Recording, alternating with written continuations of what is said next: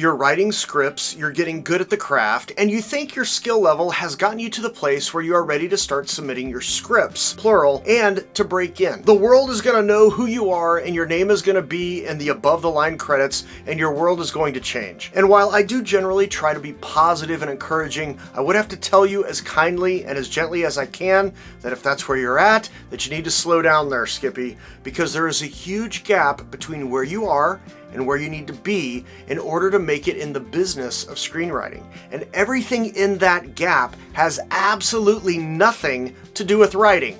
So we should talk about that. I need to be clear right now, and I'm speaking as plainly as I can because I genuinely want to help you and I want you to find success that you're looking for as a storyteller and as a screenwriter. And one of the things that happens as you begin to become proficient in screenwriting is you begin to meet others who are interested in and who are doing the craft. Maybe it's through online contacts, maybe you have a chance to go to a film festival and rub shoulders with screenwriters and producers and directors, but as you do, you begin to learn some of the skills that I'm going to mention. And yet, there are three major things that seem so simple, and yet aspiring screenwriters miss them all the time. The first is you need to be someone who can get along with anyone. And on one hand, this is just something you have to do to be successful in whatever circles you choose to land in, but it's especially true in the collaborative field of filmmaking. There are a lot of egos when it comes to filmmaking, a lot. And the thing is, for people to be able to do their jobs effectively, many of them have to have and cultivate those egos. It's what makes them successful. And while as a screenwriter you need to keep your ego in check, there is a big difference between ego, thinking and behaving in ways that are beyond what your current skill level is, and between confidence, which is knowing what you can and what you can't do, what you're good at and what you aren't. And confident people are awesome people to be around because they make you feel better about yourself just by being around them. And more importantly, they're able to quickly discern how to provide value to everyone else and to help others achieve what they're wanting to achieve. And confident people are comfortable around anyone because they are not threatened or intimidated by anyone. They know who they are and who they aren't. They know their role and they know how to help others. And this is the person you have to become. Not just when you show up to do screenwritery things, but who you are as a person all the time. And it is a skill you have to practice. You can't just turn it on and off. It must become who you are as a person. And as you grow in your skill and experience as a screenwriter, this starts to become a little more natural over time. But I hear and see all the time aspiring writers bemoan how others in the industry act and are. But here's the really important thing. You cannot control how other people act. You can, however, control how you act and how you treat other people. And it doesn't take long for word to get around if you are difficult to work with or difficult to get along with. He doesn't take notes very well. She gets mad if you try to change the dialogue she's written. He's disrespectful and rude. She makes unreasonable requests, and word gets around in a hurry. And yes, your skill at writing may get you that first job, maybe even a second.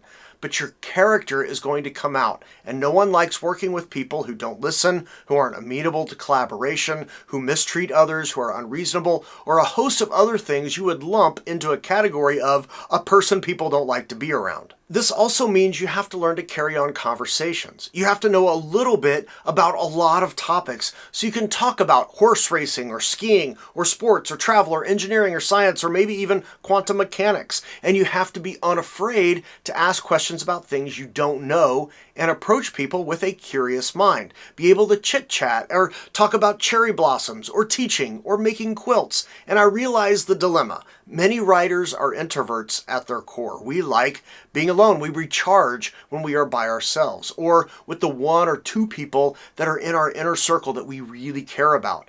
But can you carry on a conversation with a stranger? Can you learn about someone? Are you curious about them? Do you come across as someone who's more interested in other people or someone who's only interested in yourself and expressing your own opinions? And I know this seems weird that I'm talking about how important it is to treat other people on a channel meant to help you become a better screenwriter.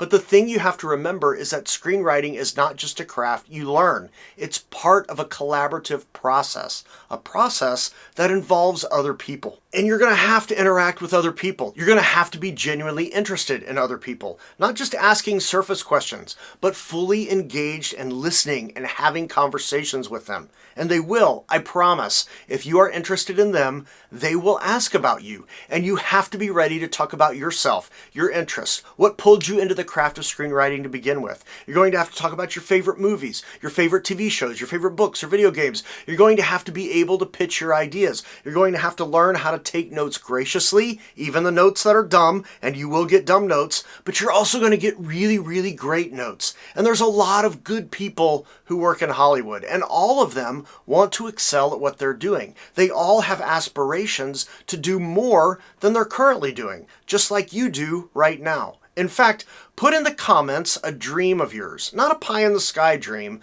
but one you think will come to fruition as it relates to screenwriting. And as you write it, realize how many people you're going to have to interact with to make that dream come true. And you have to be able to get along with all of them. Now, I didn't say like them. These may not be people who you want to hang out with or who will be your lifelong friends, but some of them will. Some you're going to stay in touch with and do things with for as long as you're working in Hollywood, maybe even longer. So right now, you need to be working on you. If you can't talk to anyone and carry on a conversation with them for more than 5 minutes, you have to learn how to do that.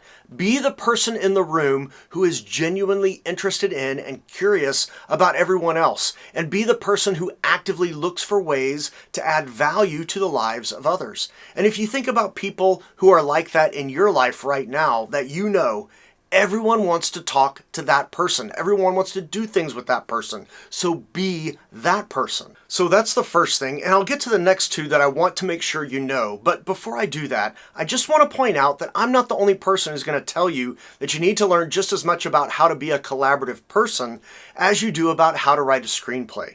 Writing is critical, no doubt. It will open doors for you, but who you are as a person is what will keep the doors open for you. Recently, Tom Vaughn posted this, and it was shared on a few different platforms, but I'm pointing it out because I want you to notice something. Here's what he posted. After screenwriting professionally for 28 years, 10 random things I wish I had known before I started. 1, it's primarily a mental battle. 2, it's not who you know, it's who you meet and how you add value to that relationship. 3, for a spec, the log line is everything. Everyone has to sell this idea too. 4, outlining is the writer's version of measure twice and cut once. 5, in getting work, talent is less important than the confidence you inspire in others. 6, don't be the one fighting about words on a page when everyone else is trying to make a movie. 7, you will not always make more money next year. 8, representation does not create, it only amplifies. You need to give them something to amplify. 9, most people currently in the business will be doing something else for a living in 10 years. 10, nobody knows anything is about humility and doing your best, not thinking everyone else is an idiot but you. I want you to notice that only one of the 10, number 4, has to do with writing an actual screenplay. The rest have to do with your attitude, with how you treat others, with how you get along with others, and how you add value to others. And again, being able to write and have the talent to do it is what gets you started in the race. You've got to have it. But it's not what keeps you in the race. And if you want a career as a writer, you have to learn to be good at a bunch of other things not related to writing. So be able to get along with everyone. Again, doesn't mean you have to like them, but it does mean you have to be respectful and treat them like you'd want to be treated. And take note of the 10 things that Tom Vaughn mentions. If you're getting ready to start submitting stuff because the quality of your writing is now rising to the level of a professional writer, these things are all super important. But the second non-writing thing that is critical, and Tom Vaughn puts it at number 1, is your mental fortitude is crucial. There is going to be a lot of rejection. A lot. Sometimes you may even get an actual no instead of crickets, and you have to have the mental fortitude to navigate the choppy waters. So a couple of quick things here. Your mental health is important. Deal with the baggage in your life. Fight off the toxic addictions, especially ones that impact your mental acuity. Doesn't mean you're going to be perfect, but you got to deal with the skeletons in the closet. and do some exercise. It doesn't matter what, but do something. Get your butt out of the chair. Swim, play pickleball, ride a bike. Exercise not only improves your overall health, it gives you more energy, even though it won't feel like it when you first start. And it helps you focus when you sit down to write. So if you can't curl a 15-pound dumbbell, start with 10 pounds. If you can't walk for 30 minutes without having to take a break, then start by walking 15 or 20. You don't have to be able to do 50 push-ups. You can start with 5.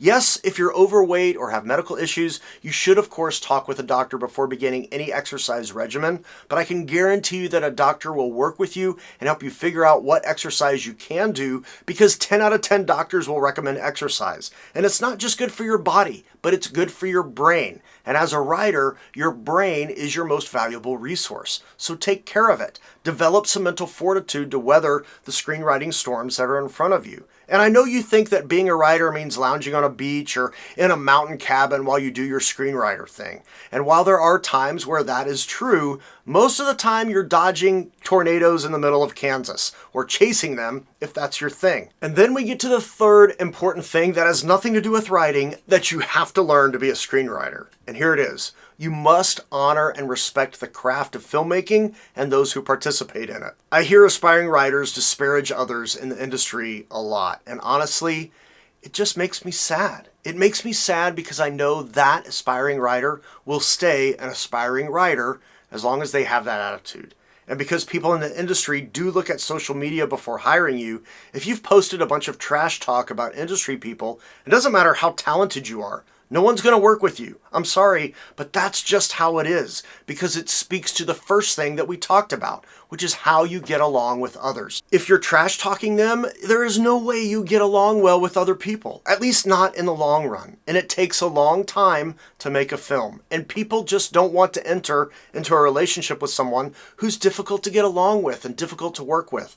So if you have that attitude or tendency, you better check that at the door right now, Skippy, or kiss all your screenwriting aspirations goodbye, because no one sets out to make a bad film or a bad TV show. No one. And most people in the industry want to be doing other things. A gaffer wants to be a DP, a PA wants to be a director, a script soup wants to be a line producer, and every third person has a script at some stage of finished product. And yes, writers sometimes get a short shrift, but people who are fully invested in the industry and people who can help you have a career know the value of a good writer. And a good writer who can get along with anyone, even that cranky producer, they are gold. And yet I hear aspiring writers throw shade at others, especially readers or other perceived gatekeepers. And frankly, you have to stop. I know I just said that, but it's so important you hear me on this. That reader you are throwing under the bus might be in charge of development in 10 years, and they can choose to greenlight your film or not.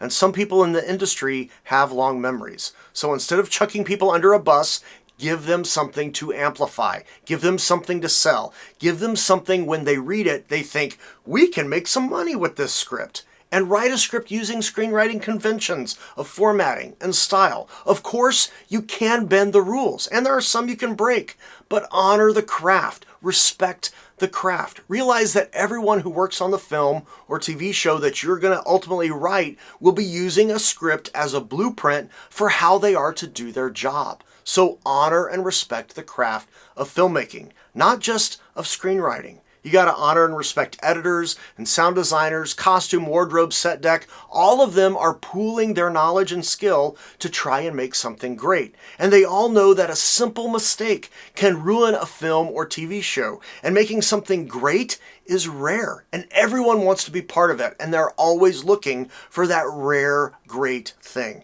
So if you don't know what some of the jobs are on set, find out. Learn what it takes to make a film. So be a student of not only screenwriting, of not only film, but of filmmaking. And if you become that person, the one who loves the craft of filmmaking, that passion becomes part of you. And anyone you interact with in the industry picks up on it immediately. So it can't just be about screenwriting. Screenwriting is important. And if you need to learn the tools of screenwriting, get on the fast track. A link is below. But don't forget about the other skills you need to begin honing right now. They have to be part of your character. You just can't change your character overnight. You may need a character arc for you. So start moving to where you need to be. And speaking of character arcs, if you need some help writing them, watch this. Thank you for watching. Fun buttons and links below. Like, subscribe, comment. Those really do help. And when you tell a story that matters. See you later.